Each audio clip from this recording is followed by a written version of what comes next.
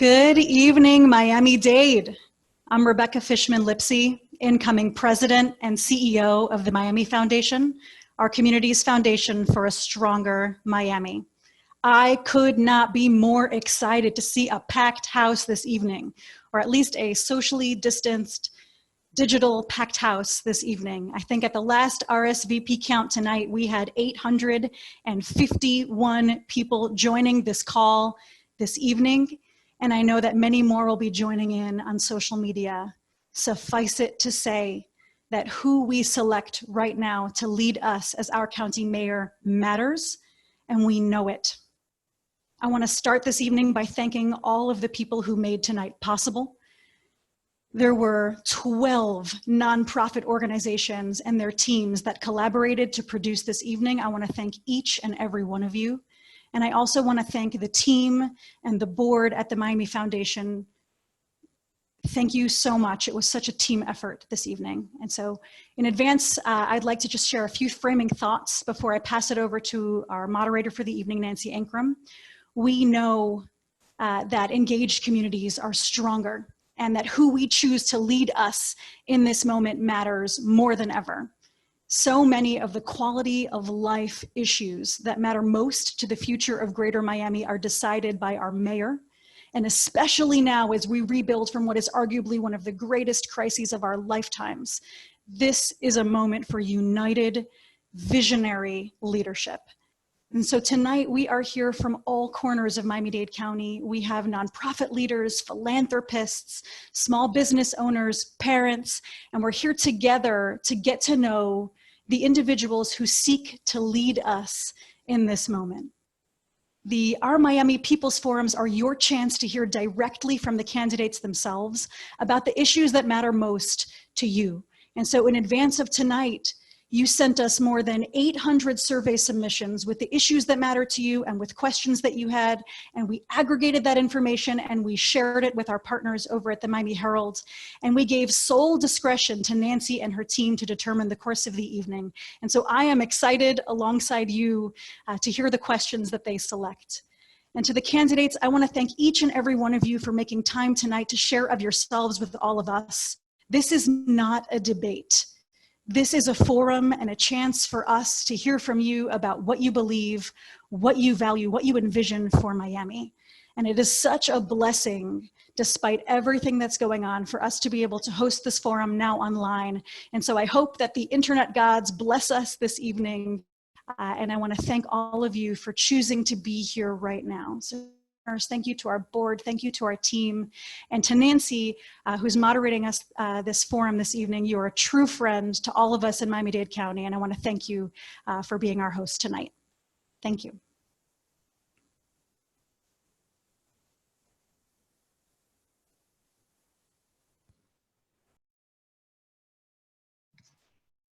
I just had a little glitch here.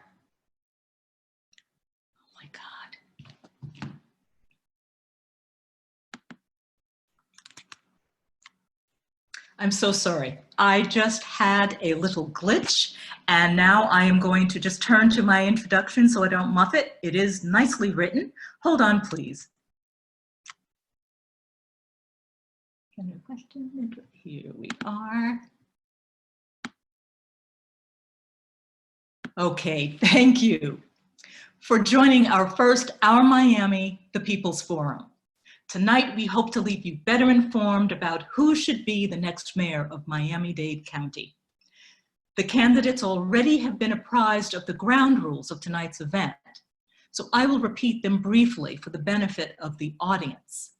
My questions were formulated independently by the Miami Herald, the Miami Foundation's nonprofit partners, and members of the community, perhaps even some of you who are watching now. Each candidate has 1 minute to respond to a question, with 30 seconds to refute or rebut a direct reference made by another candidate. However, there will be no back and forth, no continuous back and forth. We have a timekeeper and a mute button, which can be used to silence noise in the background, anyone who has exceeded their allotted time, or uncivil responses. On that note, please remember that this is a forum, not a debate. We urge candidates to emphasize their strengths rather than diminishing other candidates. We also expect candidates to exhibit civility toward each other, the moderator and the audience. Our overarching goal is to ensure that we all can learn about each candidate's vision for Miami-Dade County. And one last thing, there's a first time for everything. Please bear with us through any technical glitches, much like the one I just had. I am going to dive in right now with questions. I do want to welcome our candidates. We have Monique Nicole Barley, Commissioner Esteban Bovo, Robert Ingram Burke, Commissioner Daniela Levine Cava, Ludmila Domond, Alex Pinellas, and Commissioner Xavier Suarez. And let's jump right in and get started. My first question is, why are you running for the office of County Mayor? And I'm going to start with Commissioner Suarez.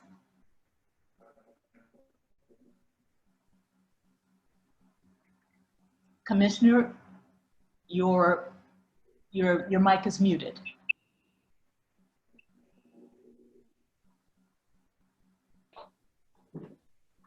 Okay. Okay. I'm muted. Okay, Commissioner Suarez, why are you running for the office of County Mayor? And you and all candidates do have 1 minute to answer this.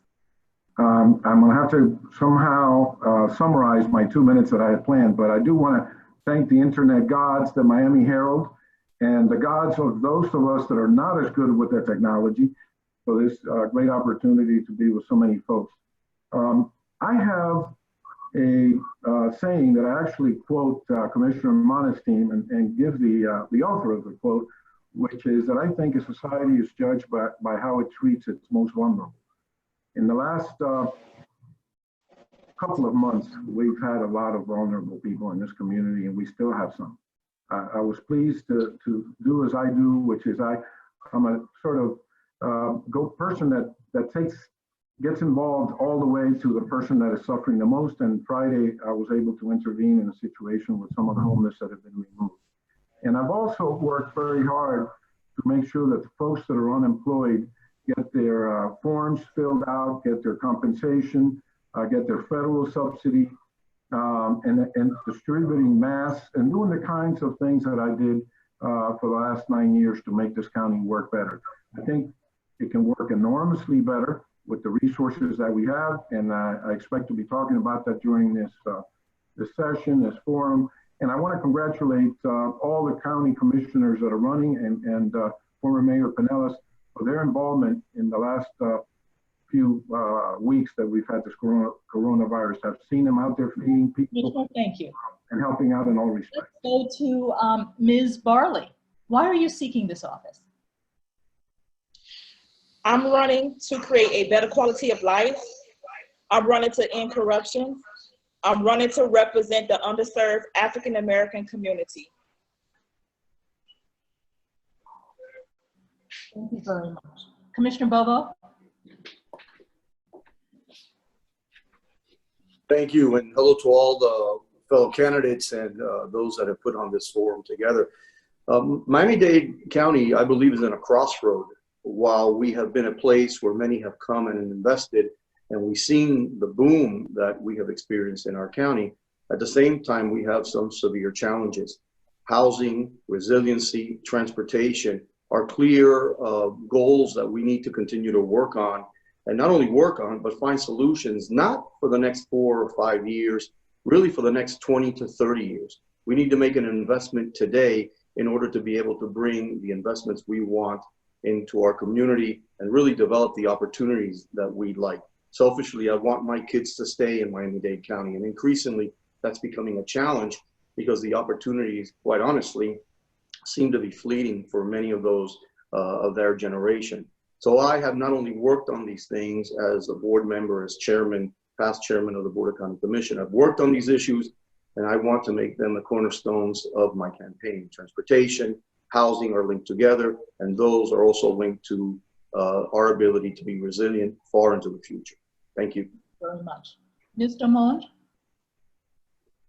Thank you for the opportunity, and I thank Miami Foundation for inviting me as part of this forum, including, I'd like to thank Miami-Dade County residents. One of the reasons that I'm running is because I truly believe Miami-Dade County needs fresh blood, new blood. Miami-Dade County is today, as of March 15, it's a new Miami-Dade County. And I'm ready and prepared to lead Miami-Dade County into the new Miami-Dade County that it is now. We have several issues as addressed by Commissioner Bovo: transportation, affordable housing, increasing living wages. And I am definitely one that can say that I'm ready to be right next to the residents of Miami-Dade County to lead into the betterness that it's looking for. Thank you very much. Mr. Pinellas? Nancy, thank you very much, and good afternoon to everyone. You know, for me, it's all about service. It's about giving back to this community, a community that's been very good to me and my family. That wasn't the case before. I mean, before politics was my career, and it was about ascending in politics. I had zero interest in returning to a political career. My interest in running for mayor is to serve this community, to offer those experiences that I had for 17 years, managing every imaginable crisis in this community, coupled now with 16 years in the private sector. I offer that body of work to the people of Miami-Dade County. And for me, what's happened in the last 2 months really has provided a lot of clarity as to why I seek this office in this particular moment. Because I think that what we need is bold leadership, someone who's not concerned about the political consequences of his or her decision, and simply will do what's necessary and right for the people of Miami-Dade County. And that's what I offer. That's what I offer the people in this particular election for mayor of the county. Thank you very much. Ms. Levine Cava? Thank you very much, Nancy. Good evening. I'm Daniela Levine Cava, and first, thanks to the Miami Foundation, the Miami Herald, and the community organizations who put on this forum. But more importantly, thanks to the frontline workers who are out there every day during this crisis. We owe them an extreme debt of gratitude. And I come before you today with 40 years of Miami-Dade County leadership experience in social services and economic development. It has prepared me to effectively deal with the crisis that confronts our community today. It matters deeply who you, the voters, choose as your next mayor. It matters what background and experience your next mayor brings. It matters that you have a choice as to the person with the most commitment, someone who has the ability to solve the problems that many have said are insoluble. Integrity and transparency matter now more than ever in this mayor's race. As we heal the hurt, we comfort the anxious, and we rebuild shattered businesses. As mayor, I will be building coalitions, lifting up every sector. I am someone who has demonstrated with conviction and compassion that I can lead boldly through the hardest times that now confront us in modern history. That's my track record over 4 decades, and I am ready to lead as your next mayor. Thank you. Thank you very much. And Mr. Burke, who is joining us by phone.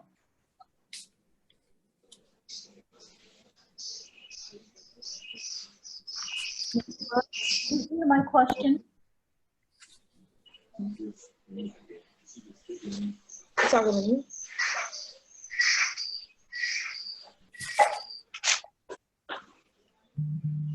I want to make sure that everyone gets a chance. He is having difficulty. We will come back to him. I'm going to move on now.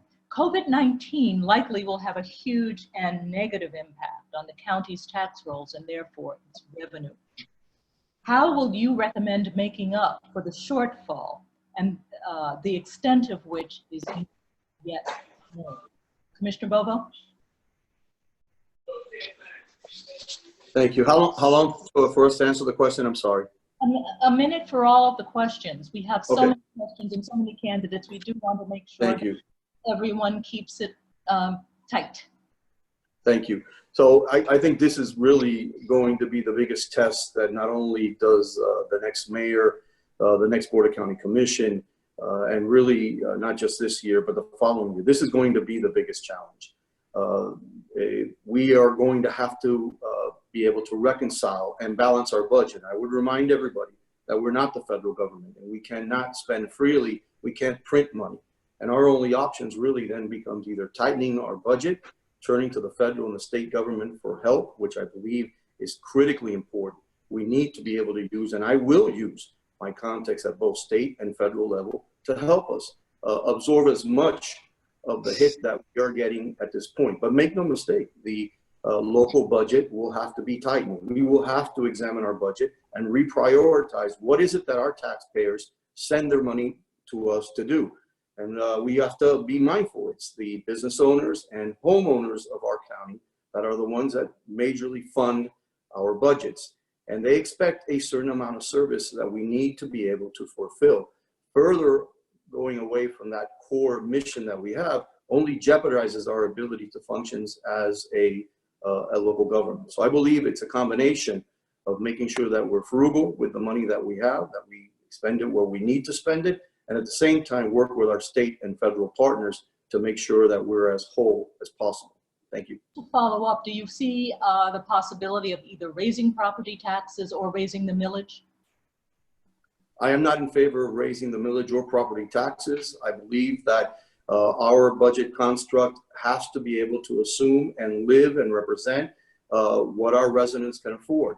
Government cannot go beyond the means of what our residents could afford. So therefore, I think really we do have to rely heavily on the federal and state government to help us through this issue. This was a statewide, nationwide pandemic. And I would tell you, every local government will be facing the same problem. Okay, thank you. Ms. Damond? COVID-19 in the situation that we're having right now. So what your question is how we're able to move forward as far as financially or economically. Economically, definitely budgeting is a priority. But one of the things I want to look at is every penny matters. We are not in a position as Miami-Dade County, we're a local government, as Bova mentioned, we're not in a position to waste money. So we really do, for me, what I would definitely do is to get the proper experts on board with me, because I'm not an expert in this field. So get the proper experts on board with me to assist in leading Miami-Dade County out of the hole that it's in. As far as raising county property taxes, definitely that doesn't work for us. We're looking for affordable housing, and increasing our living wages. To increase our property tax would not help us. So right now for me, definitely budgeting and making sure what Miami-Dade County needs to get us out of this hole. One, slowly letting Miami-Dade County know we are free at this time. Therefore, it is okay for us to slowly get back into work. As of today, we were 25% of Miami-Dade County open. That's great for the economy, for Miami-Dade's economy, because we're able to now work. We need to go back into work. And I want the people to understand we are not in a position to be in fear. We are ready to move forward and get our lives back. Thank you very much. Ms. Barley. Yes, hi. So our job as a county mayor is to present leadership, to show leadership. With the COVID-19, as the previous candidate just mentioned, we have to work closely with the experts, but because we're not experts, we're just the leaders who's going to lead our constituents into the right directions. So what I would done if I was the county mayor, I would have placed the UV lights in the hospitals, in our local hospitals. And I also would have sanitized the streets as well.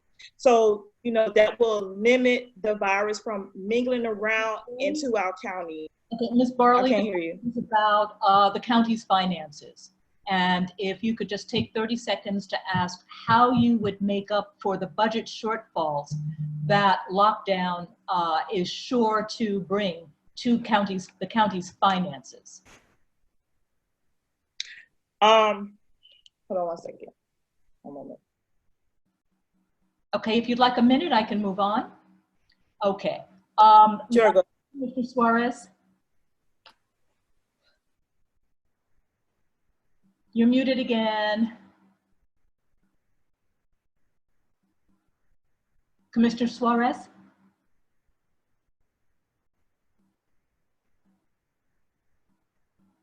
Okay, Commissioner Danielle Levine-Cava?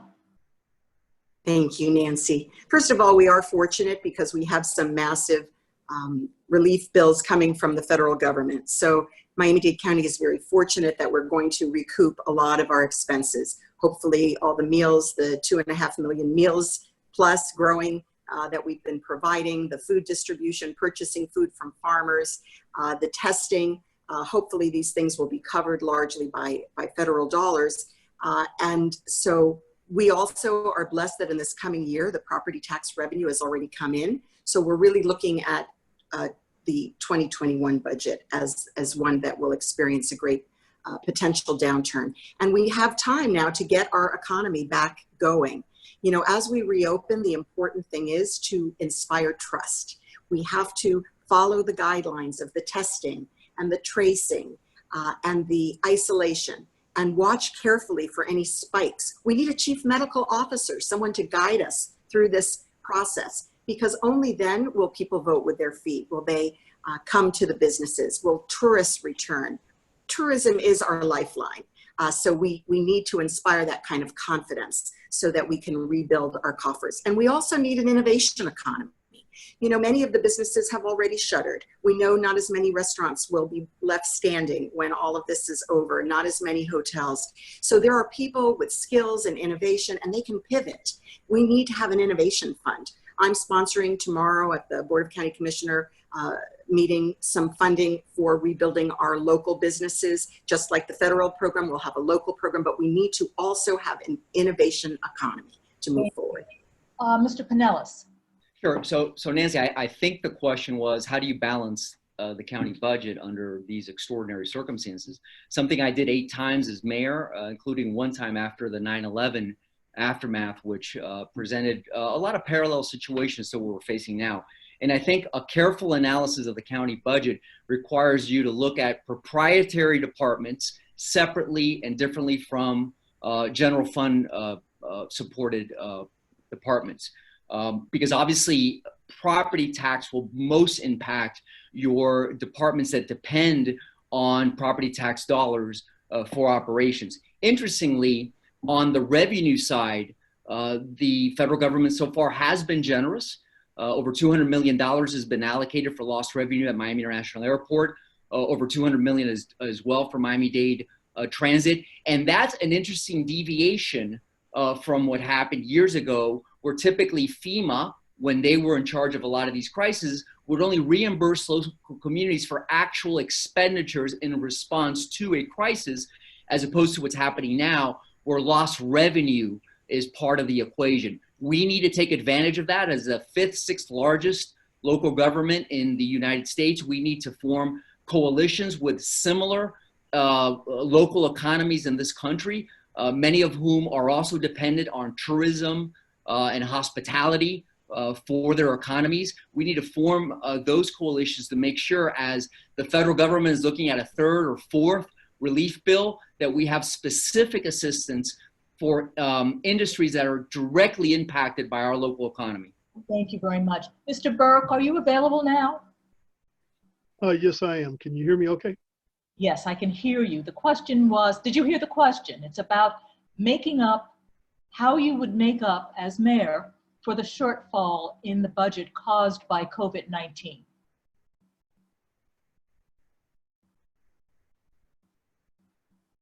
Mr. Burke? Okay, we might have lost him again.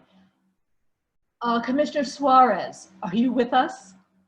Yes, and I obviously angered the internet gods when I said something about them at the beginning of this. I did not do this on purpose so I could hear what Alex said, or Daniela, or Bobo.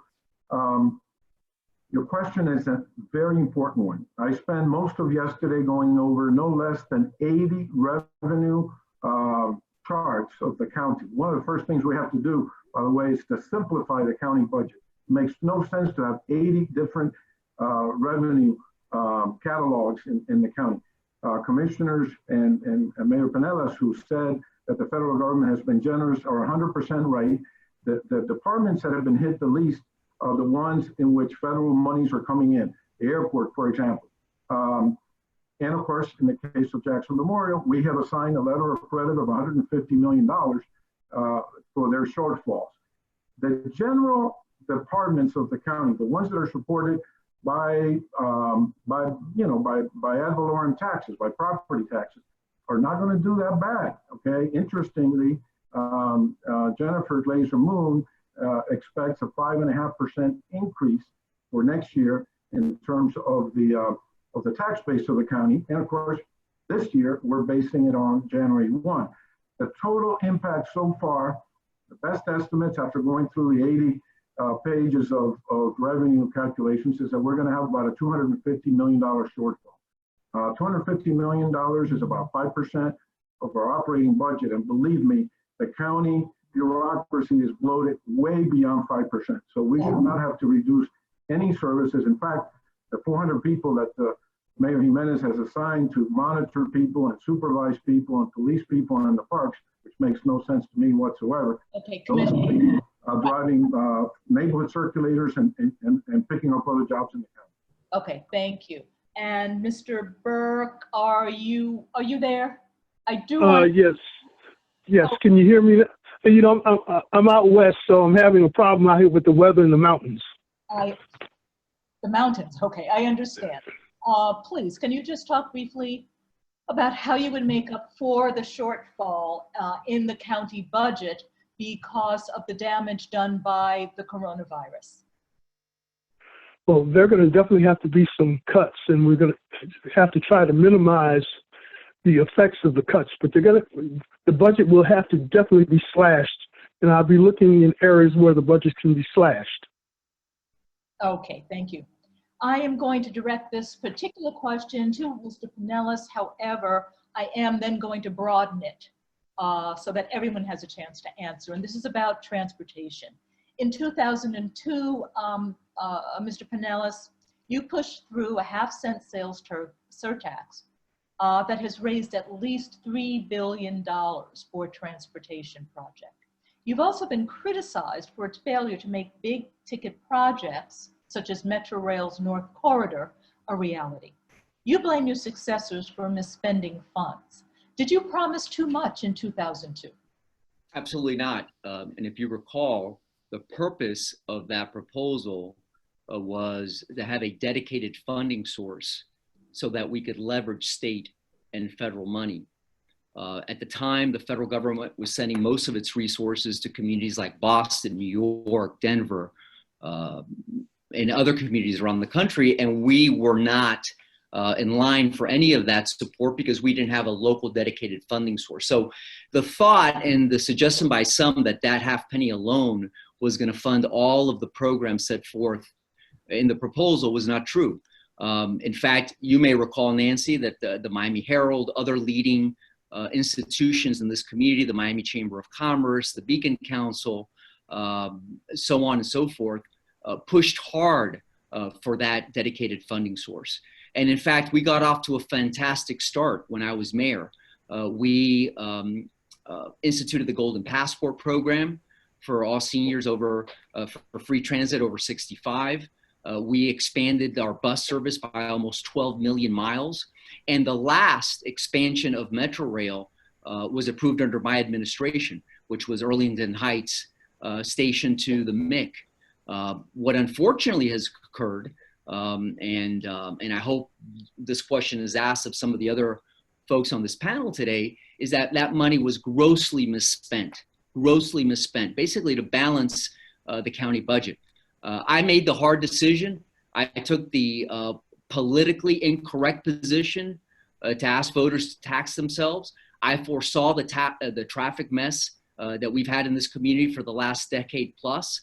And I put together a 30, 40-year living, breathing document that was meant to not only deal with the transit issues of the moment, but moving forward. I think the question now needs to be asked, including to some of the other panelists here today, why has that money been consistently used for operations and maintenance of the old system when that is exactly what we told voters we would not do?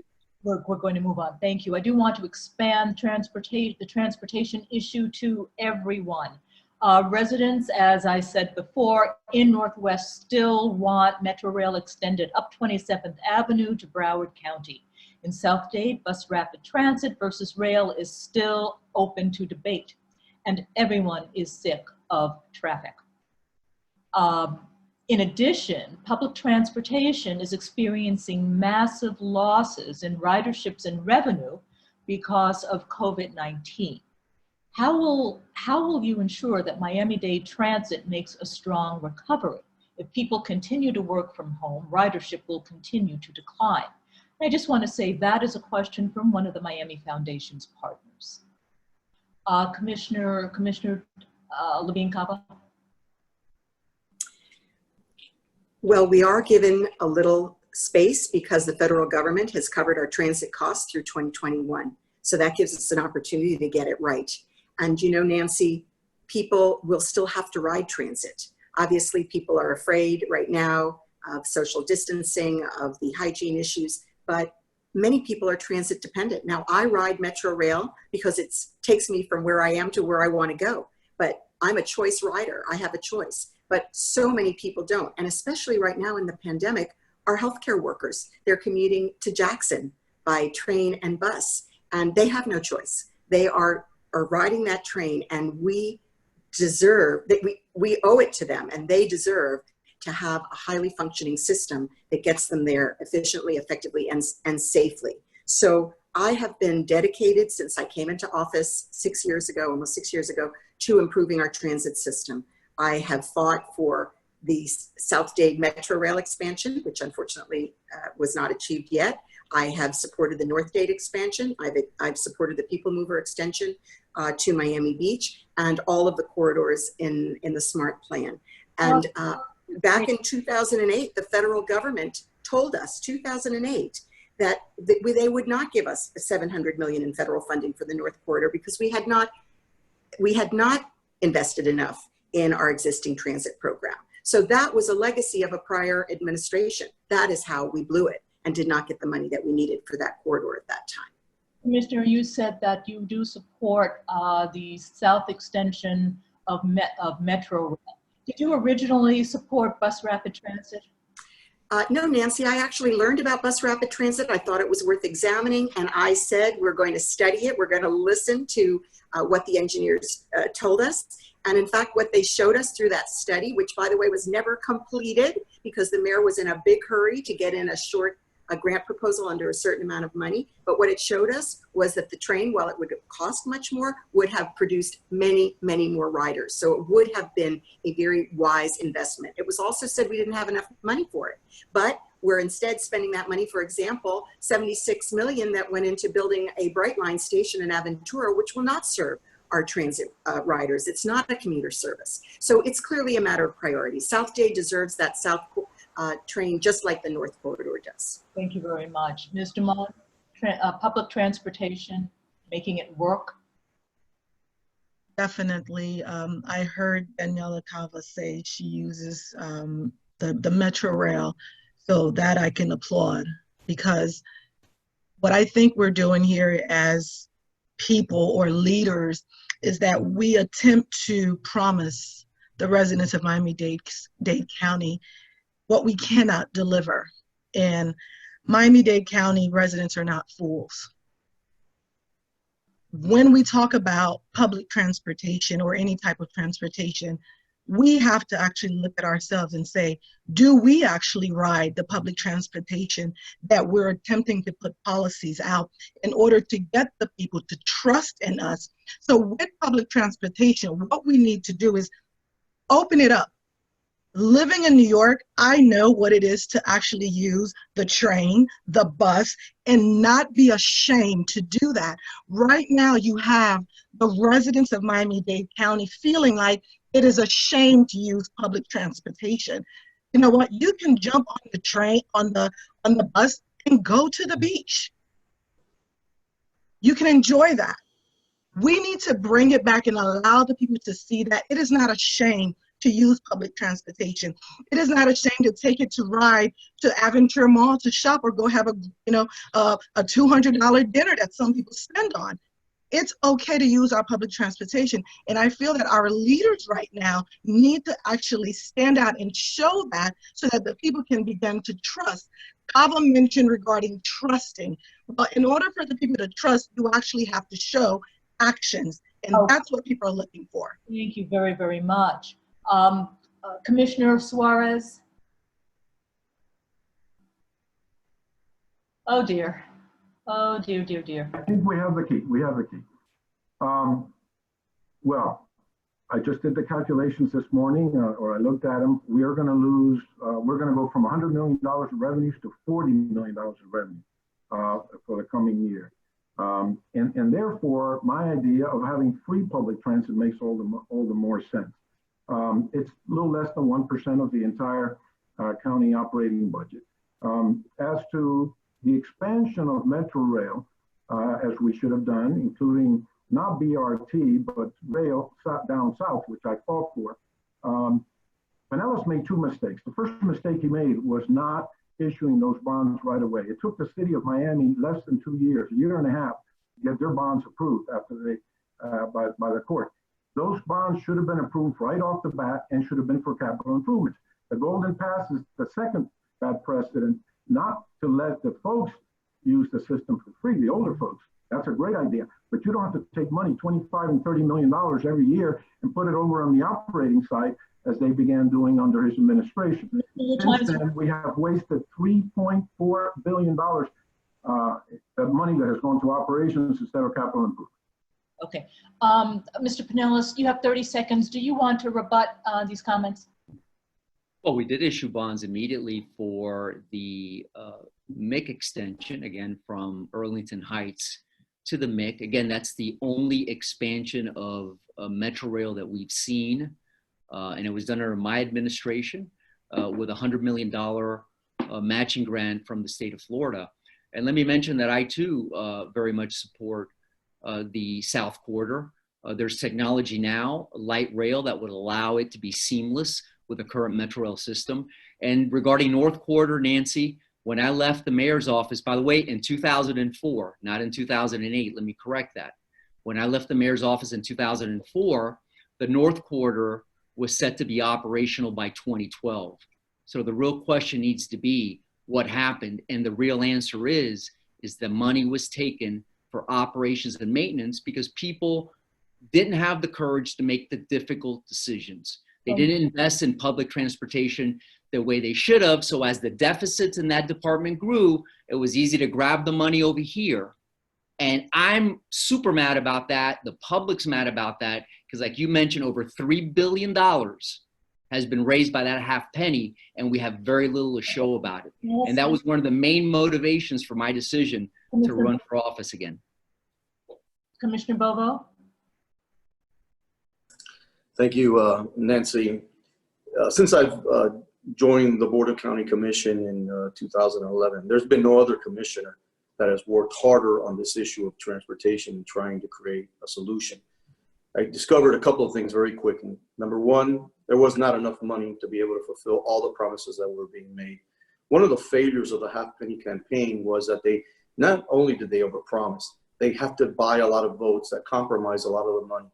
Cities had to be on board, so we had to pay off the cities with 20%. The seniors were given free rides. They didn't ask for it, but it was given to them as a way to making sure that they voted. We promised an expansion of a bus system, and we did that, but nobody was using the bus system, so we had to contract it. You know, it was multiple failures, and it all comes to roost when I became the chair of transportation and had a simple question. If the voters had asked for an expansion of Metro Rail and given themselves a half penny, then why hadn't it been done? Yes, there was some mistakes made before I got on the board. There was board members that, in order to try to patch up budgets, similar to the education and Florida lottery, they moved money around and they started commingling money. That probably doomed any kind of mass expansion in the future. But the problem was that there was an overreach. There was a promise that could not be made. And I have said this many times before. There was a quagmire in decision-making by the board because for the first time, corridors became issues of ethnic politics. Who goes first, north, south, and no one could make a decision. Now, I will tell you, none of these corridors touched the district that I represent. So I came without portfolio, hoping to find solutions to our community. I have been able to support bus rapid transit to the south as a mean to getting to rail, because as many of my colleagues have talked about wanting to support rail down south, the reality is we couldn't do it alone. you needed federal funds. And in order to get federal funds, you needed ridership numbers up to 35,000 people per day. We're at 17,000 in the South Corridor.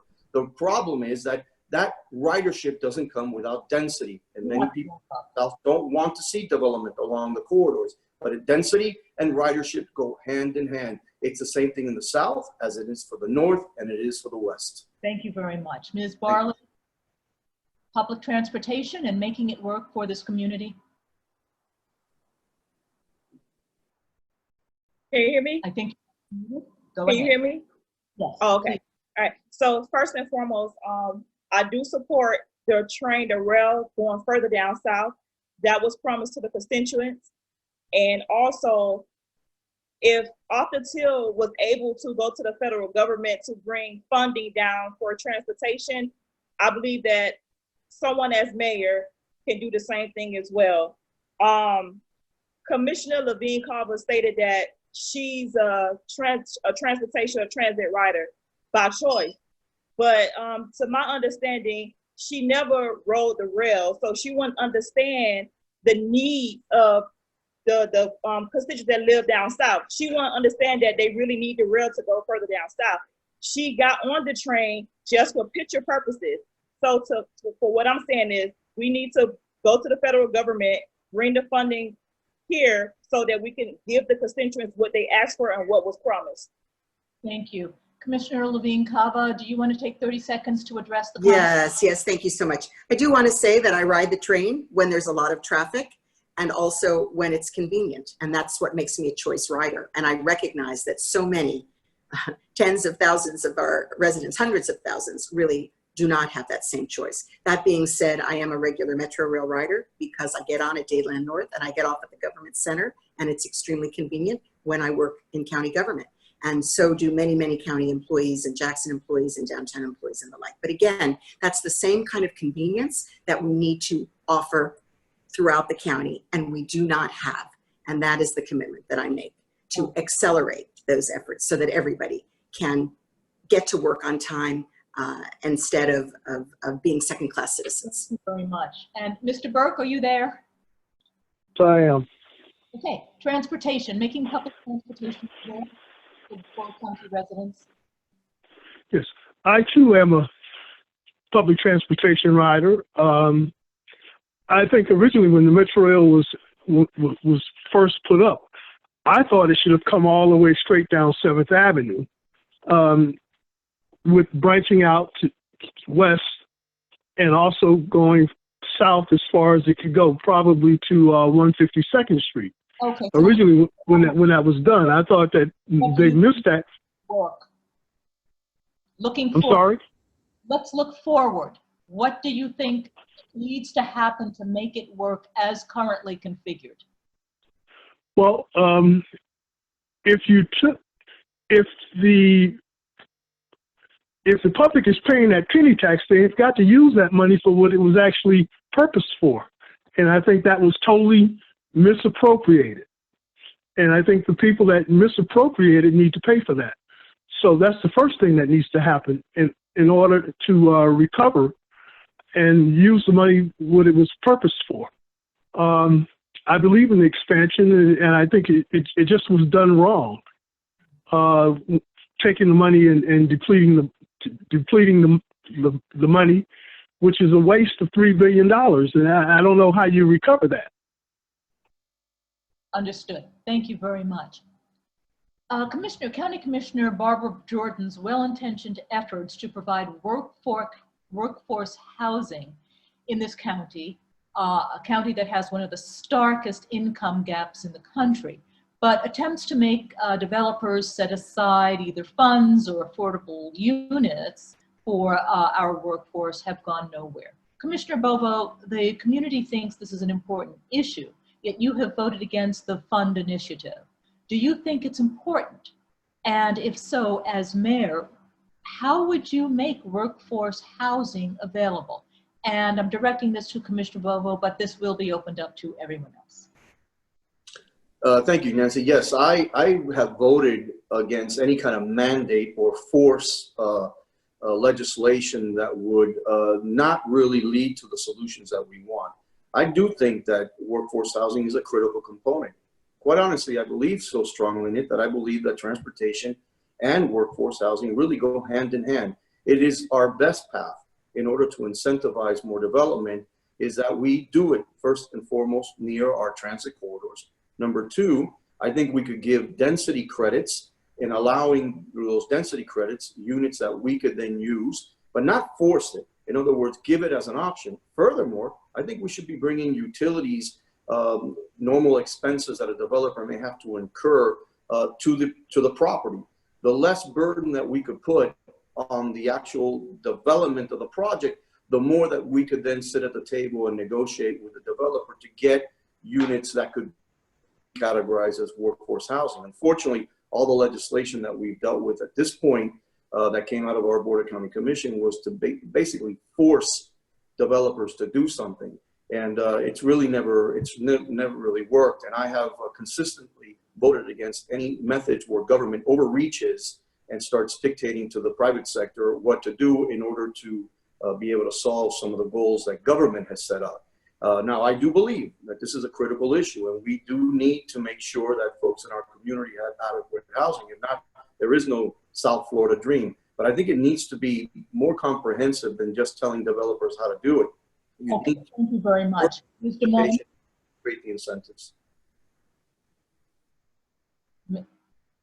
I just want to comment on this, is that majority of the mayor candidates on here do have public experience. So I am fresh into this, but definitely as a newcomer, but one who lives in Miami-Dade County, I do understand the need of Miami-Dade County for affordable housing.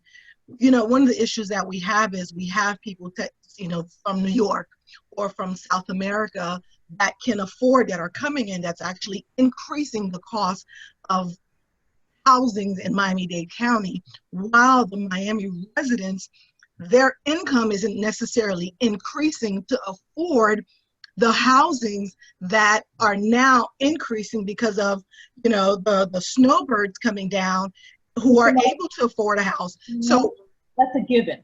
How yes. would you provide affordable housing and workforce housing?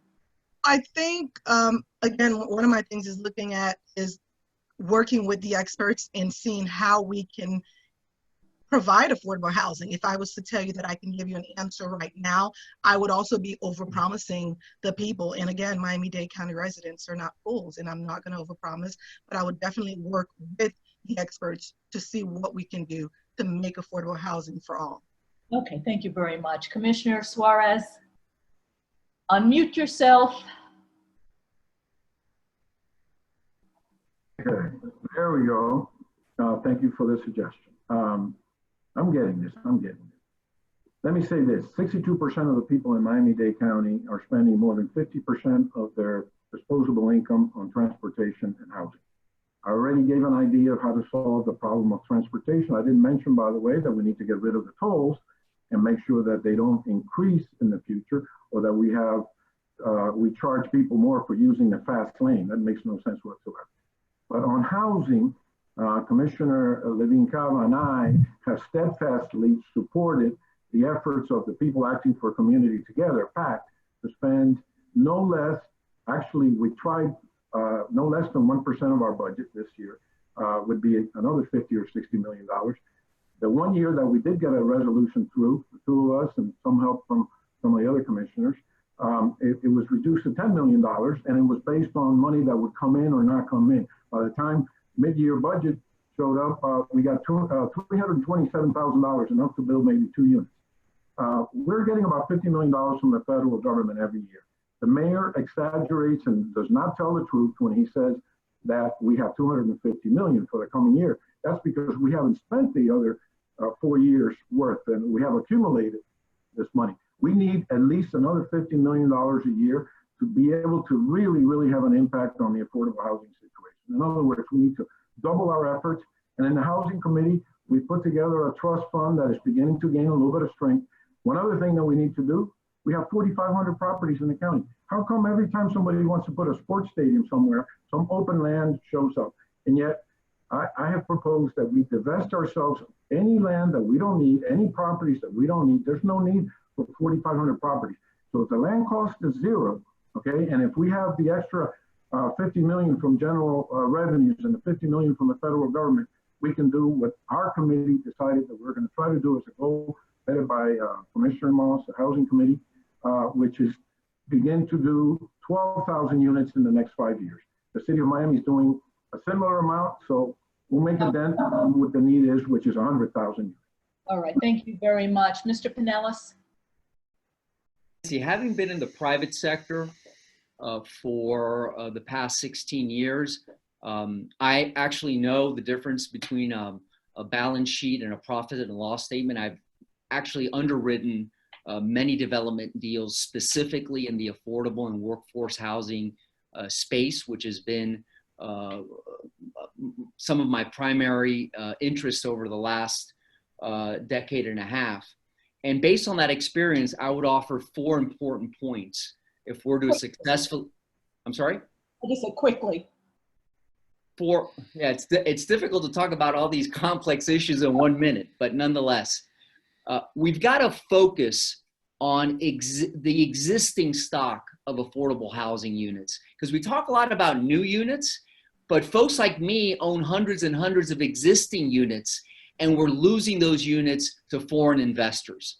And that's a serious problem, because once those properties trade hands and they're bought at the height of the market, they no longer are affordable by definition. Number 2, we need less focus on money and more focus on the most important asset that we have in government, which is land. When I've underwritten these deals, the $30,000, $40,000, $50,000 per door cost just on land acquisition makes these deals by definition unaffordable. Number 3, from a regulatory perspective, we could do a lot in upzoning along transit corridors and also lowering the parking requirements. Why do we need 2 parking spaces per unit if we're building a affordable or workforce housing development on a transit corridor? And number 4, we need to move these projects to the top of the permitting process. So again, I have a lot of ideas on affordable and workforce development. It's a space where I've spent a lot of time. And by the way, I've done so without government assistance. So the thought that you have to have government involved, I've learned this, that there's a lot that could be done with public-private partnerships. Government is not the solution to every problem, okay? But you got to be in the private sector to understand that. And that's the kind of governance model I will bring back as mayor. Thank you. Ms. Bartlett? Yes. So my question is, I have a question. So basically, we're going to go from workforce homes. We're going to skip over public housing.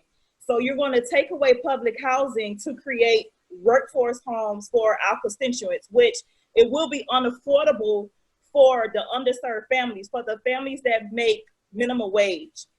So I don't want to speak on a new project until I see that we are able to handle our public housing. Public housing have a program called the Self-Sufficient Program.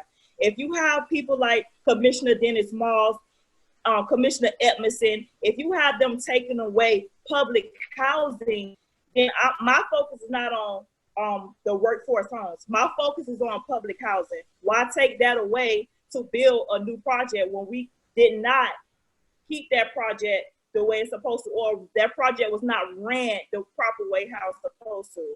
Okay, thank you very much. Commissioner Danielle Levine-Cava. Thank you. First of all, housing is infrastructure. And like Commissioner Suarez said, we are failing in this department because people are spending at a higher rate on housing than virtually any place in the country. So this means that we can't keep our workforce. It means that we can't attract those who are graduating from colleges here and would like to stay. And it means that people are working multiple jobs. One job should be enough. So we have to do all of the above. We have to have surtax reform. We've got a wonderful surtax program. We've not been able to get some of that money out the door. And we need to, for example, use some of it to prop up the existing affordable housing that's aging out. We cannot allow these properties to go to market rate. We have to maintain through investments in rehab and whatnot, using these dollars so that we can keep at least the quantity that we have. And we have to reduce red tape because time is money. The permitting process takes too long. The cost of construction is too high. There's form building that's possible. There are all kinds of ways of building inefficiencies. And finally, when a developer gets a benefit from the county, increased density or use of county property or some other benefit, that is when we can condition it on the kinds of things that also will benefit. And mixed income housing is really the best solution because private developers know how to use some of the higher end to subsidize the lower end. That is the best solution of all.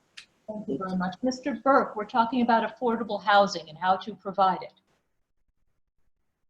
Yes, I'm in agreement of not touching public housing. I think we're headed for actually rent controls like California and New York and other places. I think rent controls might be an option in order to make the housing somewhat affordable and controllable. Okay, thank you.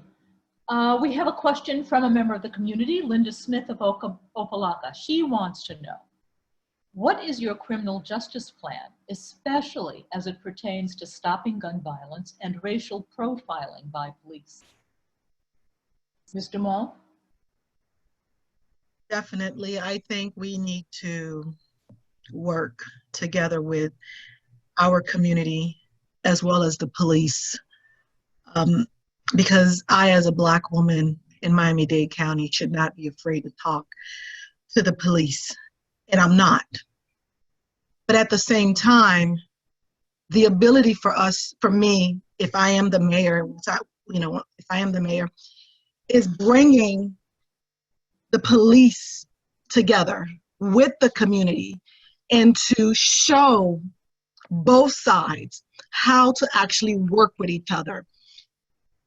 It is enough and it's tiring to have this conversation over and over and over regarding trusting the police and allowing the community to see that the police department in our judicial system is here for the people.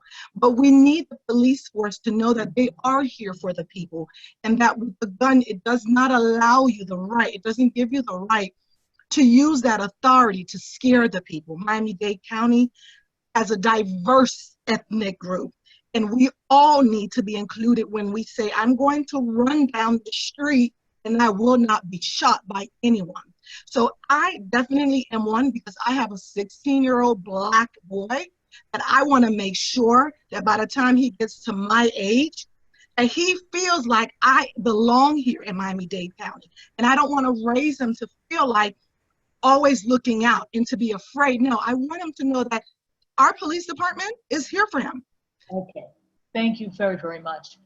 Commissioner Suarez? Sometimes we have to act after the fact, unfortunately, as was the case with Dr. Armin Henderson. And I congratulate you for the beautiful editorial about the work that he's doing with the homeless downtown. As soon as that incident took place, I made sure that the mayor of Miami and he talked, and they're actually working together since that incident. And so are we with Dr. Henderson. He was at my last meeting with the county commission. He was actually with the DDA, a virtual meeting. He was with me in Coconut Grove, in my Coconut Grove office. One other thing that I've done is police need to get used to being with some of the young people in the community. And for that reason, when I had an intern, actually was a full-time employee, Sarah Odio, we put together a police youth dialogue program that has become a model for the nation. Police and young people in the same room talking about their issues. Sometimes they haven't done that. And any police that's on patrol, any police officer that's on patrol should go through a police community dialogue, particularly with youth, to get to know what they're thinking, how they're afraid of police. It's amazing the fear that some of these young people have of police, and frankly, the fear that some of the police have of some of the young people. And that can be solved in that fashion. We do have the makings of an independent review panel in the county, and Commissioner Cava and I have voted for it, whether you have subpoena powers or not. The important thing is that the public officials be attentive to anyone that strays from the fold. And that's why I intervened in that particular case. And I'm very, Thank you, Commissioner. Commissioner Bevel? Yeah, thank you. I think there's been a lot of robust efforts to make sure that we improve relationships within the community. You know, I think of the Blue and Brown program that we have with the collaboration between the City of Miami and the Miami-Dade County Police Department that has led to some success. Circle of Brotherhood, which initiated a hunger strike to call attention to gun violence, and a program, quite honestly, with the Circle of Brotherhood that takes personal responsibility within their own neighborhoods. And I think that's incredibly important. In many instances, when we talk about issues in our community, one of the things that we don't want to admit to is personal responsibilities. And listening to Ludmila speak about, you know, a 16-year-old son, you know, I've got a 10-year-old boy, and I would be fearful if I was in her shoes that my son could not perhaps walk in the street safely and be fearful of having to look over his shoulder. But I think in many instances, one of the things that happens is that we walk away from the personal responsibility. There are individuals in neighborhoods that want the same things that they want all over our county, all over our state and nation, really, is the opportunity of being able to live peacefully, have opportunities. You know, we need to make sure that some of the economic opportunities that grow in our community are invested in neighborhoods that give young people in those communities hope that, you know, that something's beyond, you know, that they could be the next doctor, they could be the next business owner in our community. You know, I made this a priority when I was a chairman, and I thought it was critically important because for far too long, we have seen young people in our community never fulfill their potential because they've been brought down by gun violence. But at the same time, we have seen gun violence in communities where nobody saw anything. No one came forward to speak to the police department. No one came forward to speak to prosecutors to make sure that those gun people, those that were pulling the trigger, were prosecuted. And that speaks to perhaps a fundamental breakdown in confidence, in perhaps knowing that their identities will be protected forward. And that's something that we need to work on as a community. Thank you. Ms. Barley? Yes, hi. I have two ideas that I came up with: policing your own area, creating a scholarship program to help individuals, the youth that wants to become police officer. And also I wanted to bring back the Do the Right Thing program back into Miami-Dade County. Okay, thank you very much. Mr. Burke? Yes. Yes, thank you. Unlike anybody on this panel, I spent close to 20 years on the street with the City of Miami Police Department. I started my career at 18 years old. And what I see now, there's a communication problem between the police and people in the community. The best thing that happened for me when I got out of the police academy was I was stuck in the section called Little Havana. I was outside my comfort zone. And I learned to speak Spanish, and I learned to read body language quickly at 18 years old. And I think today, the police today, because I have family members who are police officers, sons, cousins. My uncle was a police officer with the City of Miami, so I come from a police family.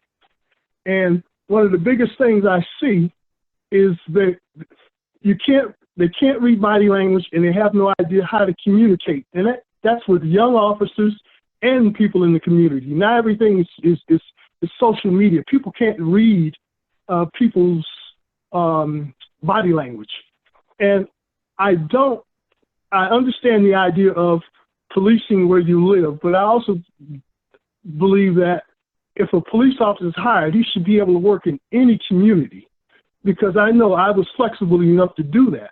So I've been there. You know, I've spent, like I said, I worked in various units, from patrol to robbery to homicide to narcotics to public information. So I understand how the police department should run within the community. Okay, thank you very much. Mr. Pinellas? Nancy, so the question was broad about criminal justice, specifically about profiling in guns. Let me just mention a third issue, which is important, and that's mental health. we have a serious mental health issue in this community. And our criminal justice system, Miami-Dade County Corrections, is, listen to this carefully, the largest provider of psychiatric care in the state of Florida. Okay, that's unacceptable. Folks who need help with mental health should not be in our jails. They should be receiving the help in an appropriate setting. Profiling, I don't support in any fashion. Let me talk about guns quickly. Shortly after I was elected mayor, Rakaya Isaac, you may remember her, Nancy, was shot and killed on her way home from the Martin Luther King parade. I believe it was January of 1998. And therein began my quest to provide more gun safety in this community. I sued gun manufacturers because we knew there were technologies for trigger locks. I closed the gun show loophole, which was one of the last remaining local items that we could pass before preemption. But we're seeing that we still have a significant issue with gun violence. In spite of everything that's been said on this panel, we continue to have a serious problem. We should be ashamed of ourselves, of the fact that if you are a young Black male in certain communities in Miami-Dade County, your life expectancy is that much shorter. We should all be ashamed of ourselves, irrespective of where we live. And that's why it's one of the main pillars of my run for mayor, which is to deal with gun violence. And much like I invested significant resources in the late 90s on the robbery intervention detail, the tactical narcotics teams, which lowered violent crime in this community significant to all-time lows, we need to make real investment. But it's not just about money, and it's not just about police. We need to involve families. We need to involve our churches and our community-based organizations. Got it. Thank you. Commissioner Levine Cava. Thank you, Nancy. My whole career has been about lifting children and families up and creating opportunities. That's what I've always fought for. Ran the Guardian Ad Litem program, started Catalyst Miami, did everything that I could to bring economic opportunity to those who are suffering. And Miami-Dade County is not taking this divide seriously. We need to have a real dedicated office that deals with these disparities. We cannot afford to discount whole communities and populations. And children are the ones, obviously we all say they're our future, but if we don't provide them those opportunities from an early age, if we don't support families, if we don't have programs and communities and neighborhoods to lift them up, then there are oftentimes no real options for these kids. So prevention starts at home, it starts young, but it's coupled with very serious bias in our society that has endured for generations. Implicit bias, it's a scientifically proven fact that there's reasons that come, and we have some good training programs to help our police officers to deal with, it takes constant revision. So I will double down on gun trace. I have a gun trace study legislation that's moved forward. Our community relations board has, through the work that I've done, bringing them together with the police department, been actively engaged in communities where there is violence. And I will do everything in my power to invest in these communities and change the tide. It's not okay that it took a pandemic to stop shootings in the city of Miami for a month and a half. Thank you very much. Thank you. It comes from a foundation partner and also a similar question from Miami resident Dave Dobler. So I squished them together. Given the obvious environmental improvements in Biscayne Bay water quality and air quality during the COVID-19 pandemic, it seems like a great time to look at how Miami-Dade can improve environmental controls. Are you prepared to lead and make tough decisions and enforce regulations that might affect the rate of development and force developers to do better and pay for needed infrastructure, especially to combat sea level rise? Commissioner Suarez.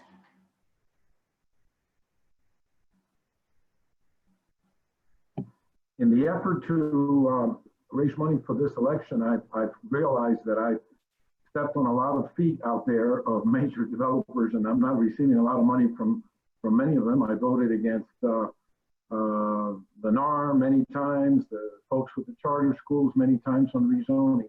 Holding the line on development, excessive development, is very important, and I think certainly many of us that are running, some of us that are running for mayor have done that, some others not as much. One other thing that is very important for the environment is we really should have fully renewable energy in all of the housing that we subsidize. Commissioner Levine Cava introduced legislation that was somewhat in that direction, but maybe not sufficiently. She called for a study of that. My legislation says require all subsidized housing to have solar energy so that people don't, very important for affordable housing, people don't have to pay the utility cost in a state that has all the sunshine that we've got. I've been monitoring sea level rise very, very carefully, and I put forth position papers on it, and initiated a grant to the University of Florida International University for $1.6 million. The results should be coming back very soon, and we'll have those projections for the general public soon. All right, thank you very much. Ms. Barley? My take on sea level rising and the environmental health, basically, again, I'm not an expert in that area, so I will work closely with the experts so they can help me come up with a better solution to create a better environment for Miami-Dade County residents. Thank you very much. And Ms. Dumond?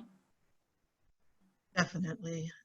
As far as our environment, we need to be able to know that in the future others can live in our county and not have to deal with, I guess we kind of have to deal with covering our nose now from this point on, but having to deal with our environment and understanding, as well as sea level rising. As I look in the Aventura area, if it rains for one day, that place is completely flooded because it was built on swamp. And so there was a failure, and now we need to move forward. And as a leader and as a mayor, I'd like to be able to work with the experts and see how we can move forward, because we could do the blame game and we can constantly say it's this person, as I noticed that some of the leaders on this forum are doing. But there come a time that we take responsibility for what we've done. And at this point, there's been a mistake with how, as far as the county was built, as well as our sea level rising. So definitely, I would be working with the experts to see what we can do to move forward and to make this a better environment for us. Thank you very much. Mr. Pinellas? Nancy, I think that question underscores another threat, another issue directly related to the pandemic, and that is, as we deal with this crisis, are we all of a sudden going to lose sight of all the issues that we were dealing with 2 months ago? We can't.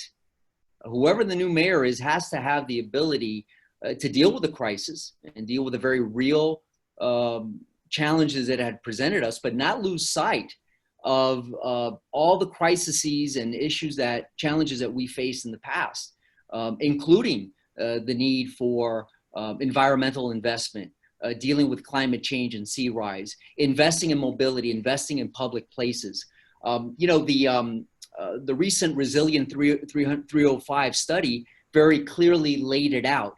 And there are significant shocks that we have in this community that we need to address in spite of the stress that we're dealing with right now. The pandemic obviously is a stress. The shocks have been there and will continue to be there. So, and it's not just the environment, and it's not just climate change. We have a failing water and sewer infrastructure. We have a significant amount of properties in this community still on septic tanks. Not a good, it's a recipe for disaster.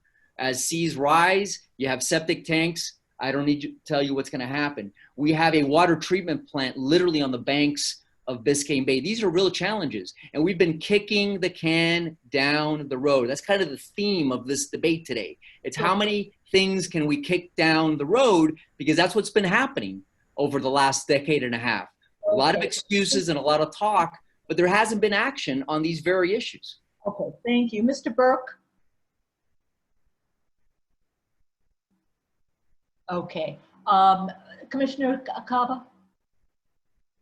First of all, thanks, Dave, for the question. And nobody does more than Dave Dobler to make sure that we have a clean environment. So I'm with you on the front lines, Dave, whether it's picking up garbage or fighting for good legislation.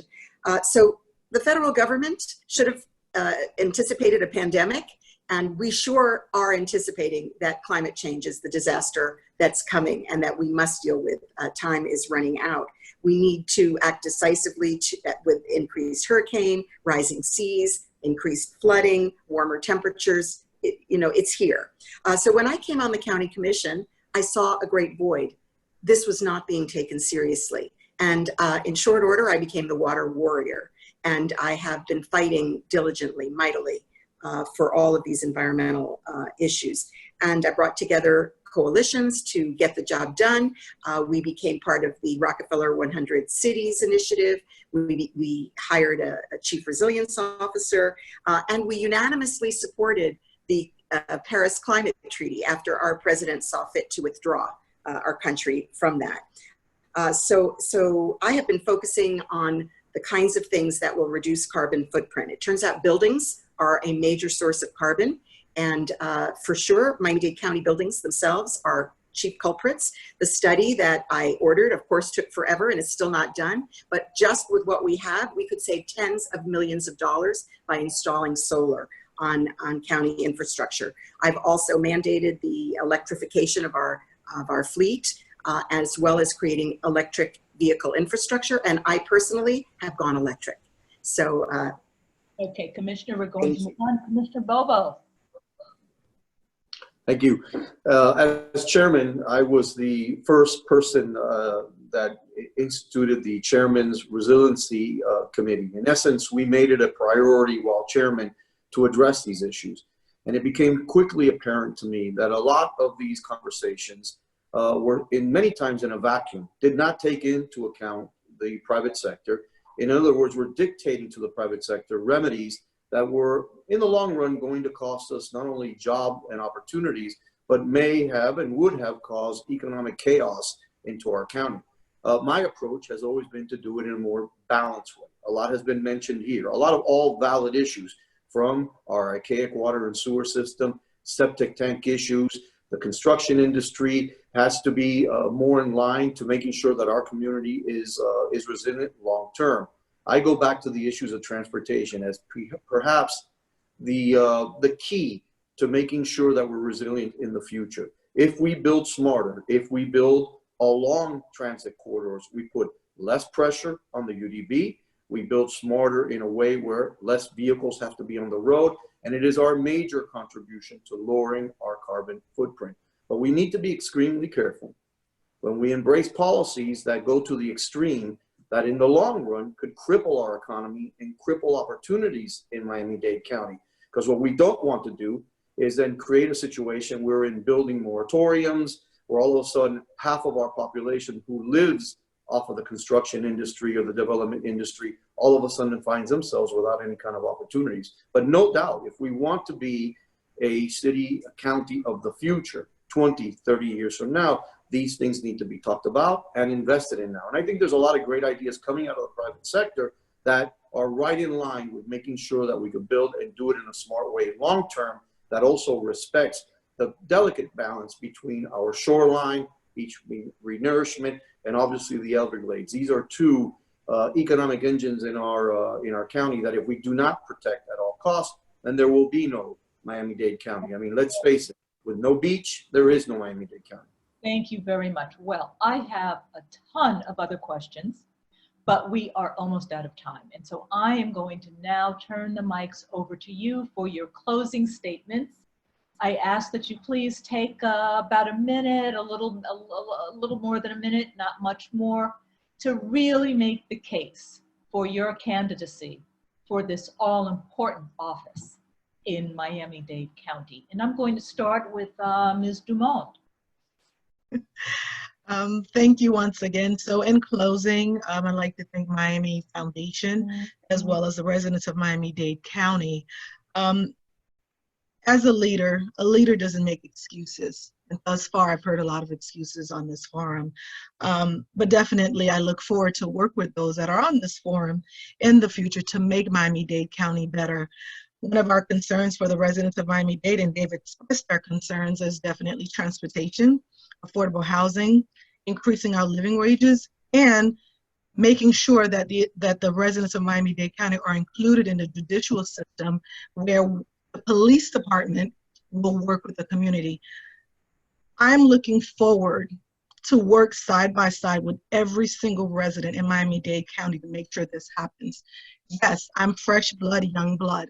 Miami-Dade County needs that, because sometimes what we do is when we've been in a position for too long, we can't see farther than our eyes. I'm ready to take Miami-Dade County forward.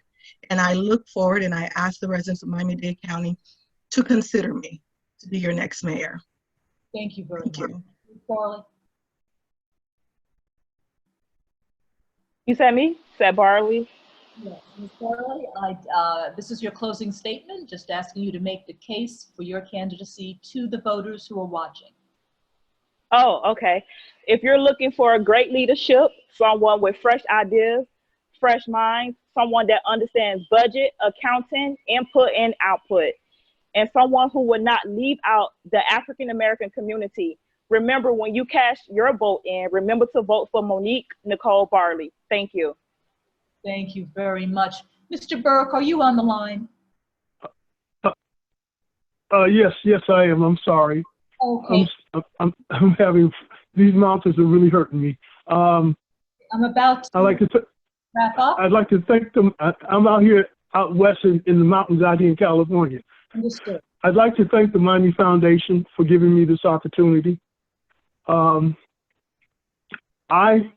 have never been a career politician. I'm new to this, but there are two things about me that I do know.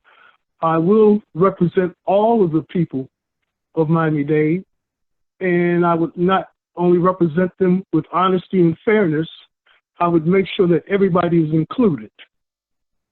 And I thank you for this unique opportunity. Thank you for participating. Commissioner Suarez. First on mute. I tried really hard not to be facetious about something one of my opponents said, but I can't help but quote when Mr. Pinella said that he has zero interest in returning to a political career. So I am going to grant that wish. I'm going to make sure he loses on August 18th and he can go back to the private sector. The fact of the matter is we have people running for public office. Some of my colleagues on the commission, they're great people, you know, but the road to hell was paved with good intentions, as the saying goes. They voted with Mayor Jimenez every single year that he misused monies from the CITT, from the half cent, for operations instead of to build a system of mass transit that people had approved.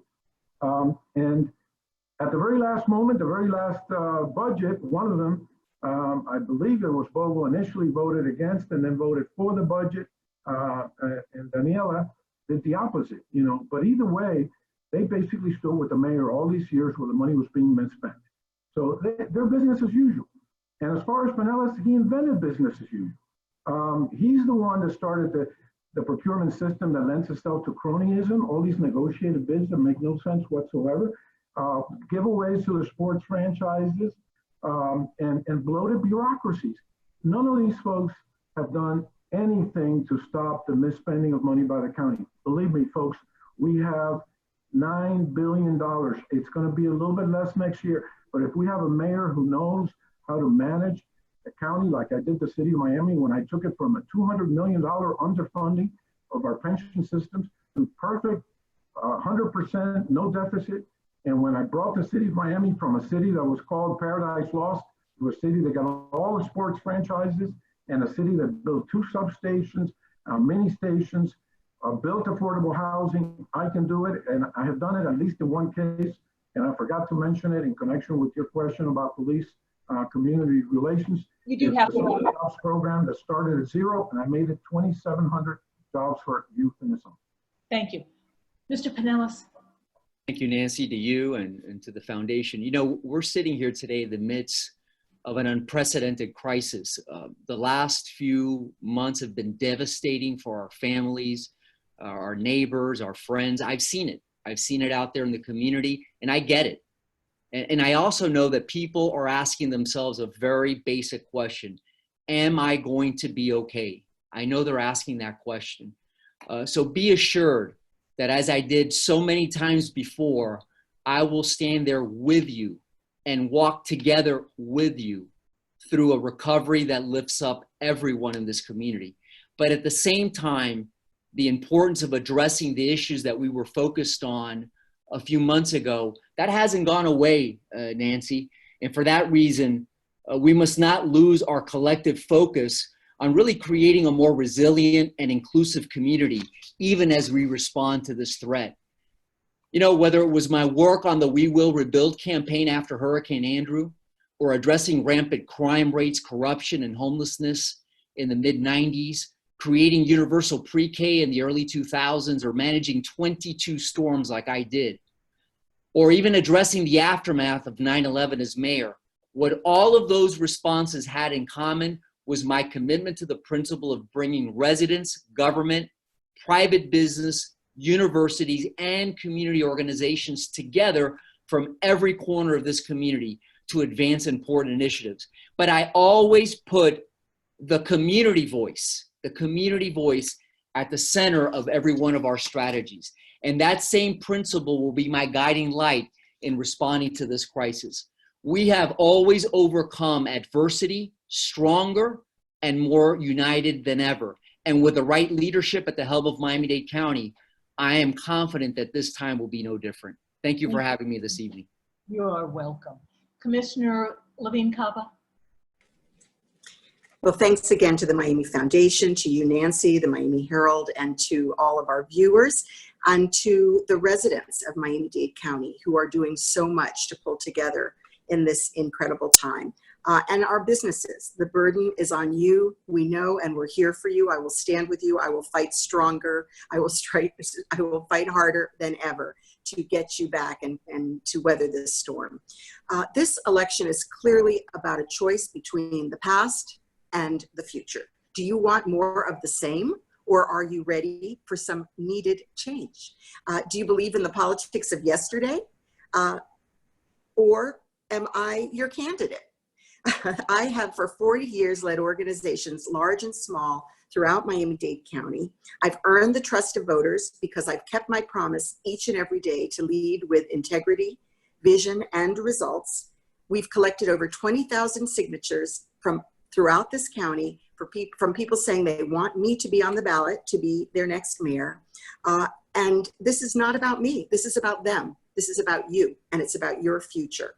So I'm the newest politician on the stage. Some others not yet politicians, but my record of getting stuff done runs deep over 40 years in this community. I led the charge on getting the county's living wage passed in 1999. And when I saw that voters were losing trust in local government, I did the unthinkable and I ran against a powerful incumbent. I defied all the odds and I won. And because of that victory, we were able to pass an expanded and inclusive human rights ordinance. And we have taken on numerous reforms since then. We've increased transparency in county government. We've spearheaded efforts to protect our environment, and we've made transit and mobility real priorities for county government. I've been proud to bring stakeholders together, just like I've done throughout my career, nonprofits, businesses, residents, to work together to solve these difficult problems. That's why over 50 leaders have joined in endorsing me, 2 national organizations, 2 state organizations, and many local ones, and they all know that I'm ready to lead. If you're ready for clear vision, if you're excited about history making this moment, I ask you to please support me on August 18th. Thank you. We are trying to be fair here. Commissioner Bobo? Thank you, Nancy. And I first and foremost, I want to thank the foundation for putting this forum together. I think we should acknowledge the residents of Miami-Dade County. We have gone through an unprecedented situation, not only our county, in our nation, where a manual on how to recover has never been written. And we've all been writing it together. And I applaud all those that have been out there in the front lines trying to help out and making sure that families in our community are fed, are taken care of. We've been doing it now for 60 days in our community. From day one, we have been boots on the ground, helping in our community. And that's really the reason why I got involved in public service. As the only conservative running, the only fiscal conservative running for mayor of Miami-Dade County, I would tell you that you will have transparency. You will have someone who will be the guardian of the public trough to make sure that property owners and business owners' money is being spent in the wisest of ways. There are times I feel like I'm in a Twilight Zone kind of situation here where I hear one candidate talk about all the things he did in the 90s, yet gloss over the cronyism, the insider dealings that we had to deal with that gave such a bad taste in everybody's mouth that we had to literally elect a police director after the 8 years of Alex Pinellas for the bad situation that he left our county in. And let's be mindful, okay? He didn't balance anything. It was a manager that balanced it because he wasn't an administrative mayor. And I hear my good friend and colleague, Commissioner Suarez, talk now about free stuff for everybody. I don't know how and when he became Bernie Sanders, but this is a danger that we're seeing in our county. We are slowly slipping into a situation where the taxpayer is the last person. There were no questions here today on how to protect the taxpayers' money, how to invest wisely the taxpayers' money. In other words, all we were talking about is different ways how to spend more money that ultimately is going to lead this community into becoming another New York, another San Francisco, another Chicago. And sadly, the last time I checked, and I was born in New York, more people are leaving those areas for other places because the tax burden and the regulations have crushed them. We need to get back to basics. People pay taxes, expect services, police, fire, water, and sewer. These are the core services that they expect. And I, as your mayor, will not only guarantee that that will become our priority, but I will make sure that our taxes are spent always in the wisest way. Thank you. We are over time and we do have to wrap up. I really appreciate all 7 of these candidates sharing their views, sharing their vision, sharing their experience with more than 700 community members for this, the very first Our Miami People's Forum. And I want to thank you. I'm Nancy Ankrum. I'm the editorial page editor of the Miami Herald, and I can guarantee we will all be talking again. Take care. Bye-bye.